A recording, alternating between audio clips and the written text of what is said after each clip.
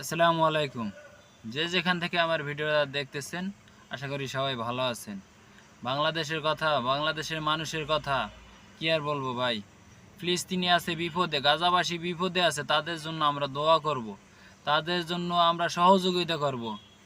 বরং আমরা কি করতেছি, আমরা তাদের পতাকা নিয়ে ব্যবসা করতেছি। 50 টাকার পতাকা 250 টাকা, আর 200 টাকার পতাকা 500 টাকা।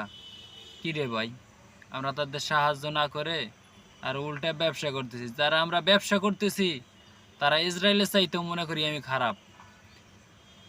সো আপনারা যারা ব্যবসা করতেছেন তাদের উদ্দেশ্যে বলতেছি, ভাই ব্যবসা না, যদি পারেন ফ্রিতে দেন, যদি পারেন ফ্রিতে দেন।